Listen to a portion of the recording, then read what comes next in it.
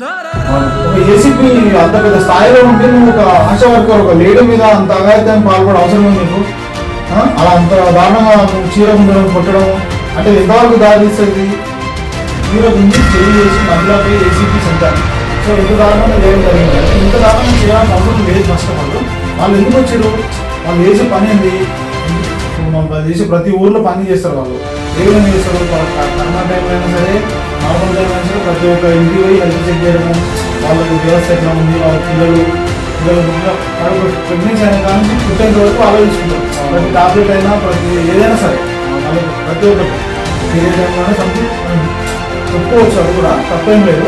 So ఆ విధంగా వాళ్ళు చూసుకుంటారు. అంటే వ్యవస్థ ఊరిని నడిపించే ఒక సపోర్ట్ ఉన్న ఆశా వర్కర్లనే వాళ్ళ వేతనాల కోసం పెంచామని చెప్పేసి వచ్చినందుకు వీళ్ళు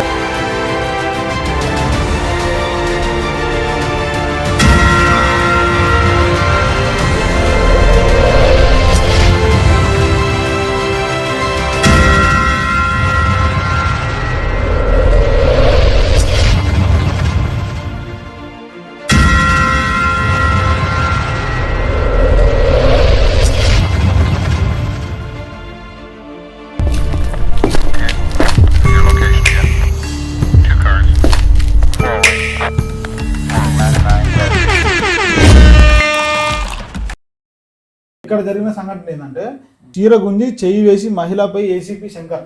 సో ఇంత దారుణంగా చేయడం జరిగింది. అంటే ఇంత దారుణంగా చేయాల్సిన అవసరం లేదు. ఫస్ట్ ఆఫ్ ఆల్ వాళ్ళు ఎందుకు వచ్చారు? వాళ్ళు చేసే పని ఏంది? ఇప్పుడు వాళ్ళు చేసే ప్రతి ఊర్లో పని చేస్తారు. వాళ్ళు ఏ విధంగా చేస్తారు? వాళ్ళ కరోనా టైంలో అయినా సరే, నార్మల్ టైంలో అయినా సరే ప్రతి ఒక్క ఇంటికి పోయి హెల్త్ చెక్ చేయడము, వాళ్ళది వ్యవస్థ ఎట్లా ఉంది, వాళ్ళ పిల్లలు పుట్టిన కడుపు ప్రెగ్నెన్సీ అయినా కాడ నుంచి పుట్టేంత వరకు వాళ్ళు చూసుకుంటారు. ప్రతి టాబ్లెట్ అయినా ప్రతి ఏదైనా సరే వాళ్ళకు ప్రతి ఒక్కటి పీరియడ్ టైంలోనే సంథింగ్ మనం చెప్పుకోవచ్చు. అది కూడా తప్పేం లేదు. సో ఆ విధంగా వాళ్ళు చూసుకుంటారు. అంటే ఒక వ్యవస్థను ఒక ఊరిని నడిపించే ఒక సపోర్ట్ ఉన్న ఆశా వర్కర్లనే వాళ్ళ వేతనాల కోసం పెంచామని చెప్పేసి వచ్చినందుకు వీళ్ళు ఇంత దారుణంగా చేయాల్సిన అవసరం లేదు వ్యవస్థ. సో ఇదో విషయం. పోలీస్ వ్యవస్థ ఇంత దారుణంగా చేయాల్సిన అవసరం లేదు. యాక్చువల్లీ ఇది జరిగింది ఏంటంటే ఈరోజు వాళ్ళకి రోపులు కట్టి ఇక్కడ చూడు ఒకసారి ఎంత దారుణంగా కొడుతున్నారో. ఇక్కడ చూడు, ఇగో ఈ అమ్మాయి అమ్మాయి అంటున్నాయి ఆశా వర్కర్ సారీ గుంజడము, ఆమెను కొట్టడము. ఒక అబ్బాయి ఏసీపీ అయి ఉండి అమ్మాయి కొట్టిందంటే ఒక లెక్క అబ్బా. ఒక ఏసీపీ అంత పెద్ద స్థాయిలో ఉండి నువ్వు ఒక ఆశా వర్కర్ ఒక లేడీ మీద అంత అఘాయిత్యానికి పాల్పడే అవసరం ఏమని చెప్పు. అలా అంత దారుణంగా నువ్వు చీర గుంజడం కొట్టడం అంటే ఎంతవరకు దారి తీస్తుంది? అసలు నాకు తెలిసి ఏం చేద్దాం అనుకుంటుంది వ్యవస్థ చెప్పు. నాకు డౌట్.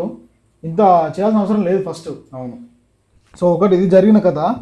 ఇంకోటి వాళ్ళకు రోపులు కట్టి వాళ్ళని పైకి గుంజడం, రోపులు కట్టి లోపల గుంజడం. ఏమన్నా చిన్నపిల్లలు వాళ్ళు, ఏమన్నా ఆశా వర్కర్లు, ఒక ఊరికి సేవ చేసే వ్యక్తులు వాళ్ళు.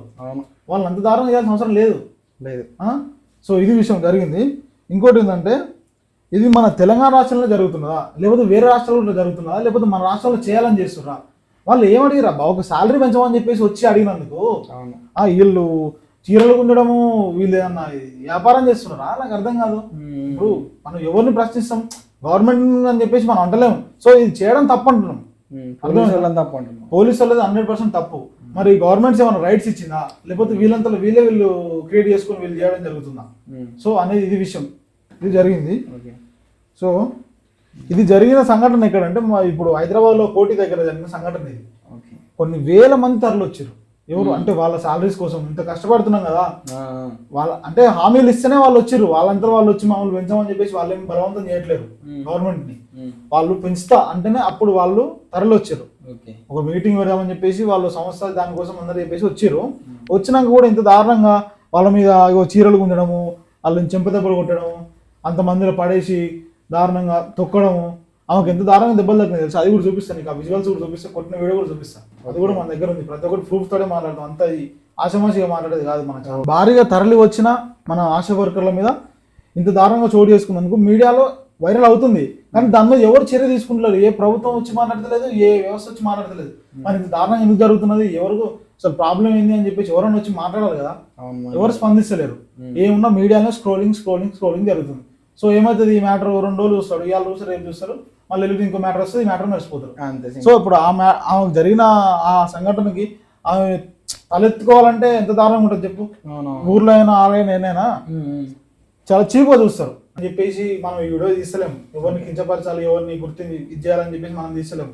సో నాకు అనిపించిన, నా మనసు ఛేదించిన చెప్పినది ఏంటంటే, ఇప్పుడు ఆడవాళ్ళని గౌరవించే గౌరవ మర్యాదలు ఇవ్వాల్సిన ఇప్పుడు వ్యవస్థనే అంత దారుణంగా ఇప్పుడు చేయడం అనేది ఎంతవరకు కరెక్ట్ అనేది కూడా ఆలోచించాల్సిన విషయం. ఇది ఇవ్వాల్సిన వ్యవస్థ అంటే అండగా నిలబడాల్సింది, ఏమన్నా తప్పు జరిగితే ఖండించాల్సిన వ్యవస్థనే వాళ్ళే తప్పు చేస్తుంటే వాళ్ళని ఎవరు ఖండిస్తారు అనేది ఇది మ్యాటర్. ఇంకోటి, ఇప్పుడు వాళ్ళు ఓకే వీళ్ళు పోలీసులు కొట్టారని చెప్పేసి వీళ్ళు పోలీసు కంప్లైంట్ ఇవ్వాల్సింది పోయి పోలీసు వాళ్ళే కొట్టినప్పుడు వీళ్ళు ఎవరు కంప్లైంట్ ఇవ్వాలి?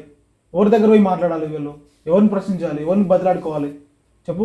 ఒక లేడీస్ మహిళని అంత దారుణంగా చీరబట్టి గుంజడము, అదే పనిగా చీరబట్టి గుంజడము, చెంపకూరు కొట్టడము, తొక్కడము, ఆమెకు ఎంత దారుణంగా దెబ్బలు మూతి పగిలిపోయింది మొత్తం ఇక్కడ మూతి, తెలుసా? అట్లా కొట్టారు, పడేసారు, రోపులు కట్టి పైకి గుంజుతున్నారు. అంత దారుణంగా కొట్టాల్సిన అవసరం లేదు. వీడియోస్ ఉన్నాయి మన దగ్గర, విజువల్ చూపిద్దాం, అది కూడా ముందు పోతుంది. సో ఇది అక్కడ ఉన్న ప్రత్యేకంగా జరిగిన సంఘటన ఏంటంటే, ఇప్పుడు ఈ మహిళ కొట్టింది ఎవరిని? ఏసీపీని కొట్టింది. ఏసీపీని కొట్టిందని చెప్పేసి వీడియోలు ఫోటోలు తీసుకుంటున్నారు. కానీ మరి అదే మన ఏసీపీ మరి ఒక మహిళను అంత దారుణంగా చీర గుంజి, చెంపబోలు కొట్టడం, చీర గుంజడం, జాకెట్ గుంజడం, ఇది ఎవరు చెప్తలేరు, మరి ఇది ఎవరు ఫోటోలు తీసుకుంటలేరు. అంటే వ్యవస్థ ఏం జరుగుతుంది? అవునా కదా? నేను చెప్పింది నీకేమన్నా ఇబ్బంది ఉంటే చెప్పు, కరెక్ట్గా చెప్తున్నా అది. సో ఇక్కడ అదే విధంగా ఈ వీడియో చూస్తున్నది ప్రతి ఒక్కరు చూస్తారు. ఇప్పుడు నువ్వు చూస్తావు, నేను చూస్తా, బయట రౌడీ అంతా గుండాలు చూస్తారు. సో పోలీస్ వ్యవస్థనే ఇట్లా చేస్తున్నప్పుడు బయట ఉన్న రౌడీ గుండాలిజం ఇంకా మళ్ళీ రేపుల మటర్లు ఎందుకు జరగవు చెప్పు? ఇదే పనిగా తీసుకొని వాళ్ళు ఆడే కొడుతున్నారు, వాళ్ళే కొడుతున్నారు, మనం చేస్తే ఏమవుతుంది, నోడు అడగడు అని చెప్పేసి పైసలు వేసి సెట్ అయిపోతుంది. ఆ మైండ్ వీళ్ళు చేయడం అనేది చాలా వరకు తప్పు. సో నేను కోరుకునేది ఒకటే. సో నేనేమనుకుంటున్నా అంటే, ఇప్పుడు ఒక మహిళకు జరిగింది ఈరోజు, రేపు ఇంకో మహిళకు జరుగుతుంది. ఇప్పుడు ఇక్కడ పోలీసులు చేశారని చెప్పేసి రేపు ఊర్లలో జనాలు చేస్తారేమో. ఏం చేస్తారు? తాగొచ్చి ఇప్పుడు మామూలు ఏం చేస్తారు, బయట రోడ్ల మీద నడుచుకుంటూ పోతారు అమ్మాయిలు. ఇప్పుడు అమ్మాయిలకు రక్షణ కల్పించాల్సిన పోలీసులే ఇంత దారుణానికి పాల్పడ్డప్పుడు ఊర్లో ఉన్న వ్యవస్థ అయినా బయట ఉన్న వ్యవస్థ అయినా దేనికైనా ధైర్యం చేయగలుగుతారు, దేనికైనా చేయగలుగుతారు. అవునా కదా? అంతే. ఇది మాత్రం నాకు తెలిసి అయితే ఇది మాత్రం చెప్పొచ్చు మనం 100%. అది నాకైతే అనిపించిన మాట చెప్పిన.